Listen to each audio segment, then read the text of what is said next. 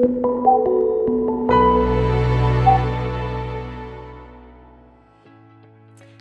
everybody, welcome to the third lesson in this series for the Findar Academy. Today we're going to be chatting about how you can use Findar to help you find jobs.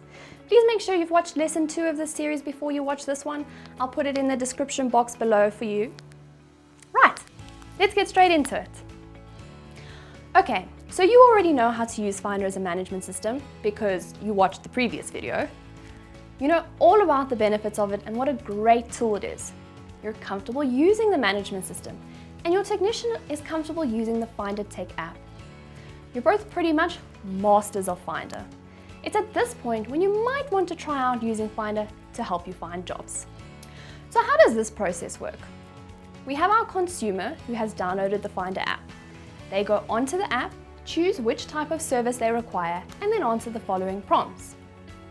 A main category of the problem they're experiencing, i.e. hot water or basin as an example. They then get to choose a subcategory, for example, I don't have any hot water, or in the case of basin, my basin tap is leaking. We've added these categories to try and give you more information as to what the consumer is having an issue with. The consumer can then type in any additional information they feel you should know regarding the problem. Next, they're asked to add some photos of the issue. They're then prompted to enter the location that the job needs to take place at. And lastly, they're asked if they'd like a service provider as soon as possible or if they'd like to schedule a date and time. All this information is then passed on to you. That is, if your business falls within the radius. If you're not sure what I'm talking about, then go and check out lesson 5. Once you receive this request from the consumer, you can review all the information and decide if this is a job that you'd like to tender on. You also have the option to amend the date and time to something that is more suited to you. If you have decided that this is a job that you'd like to tender on, then you'll use one of your tokens to tender on the job. In lesson 8, we chat about how tokens work in detail. The consumer will then receive your tender, as well as any other service providers that have tendered on the same job.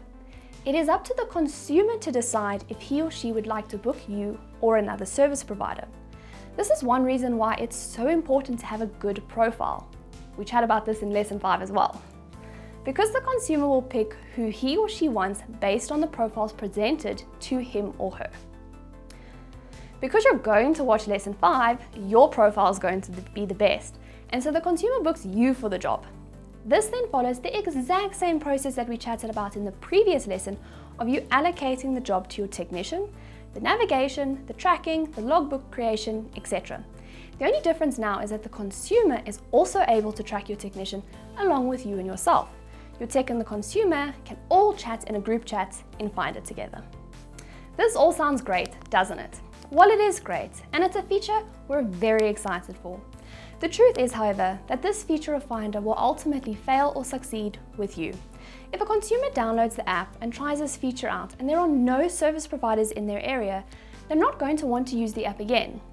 Let's say there are service providers in their area, but those service providers aren't comfortable using Findar Manager and their technicians aren't comfortable using Findar Tech. His or her experience isn't going to be great and they'll probably not want to bother using the app again. So, my suggestion to you is to get onto Findar Manager, get your technicians onto Findar Tech, use Findar in the way I explained in lesson 2, as a management system, and once you're a Findar master, let's move on to using it to try and get jobs. I hope you found this video helpful. I appreciate you taking the time out of your busy day to watch it, and I'll see you in the next one.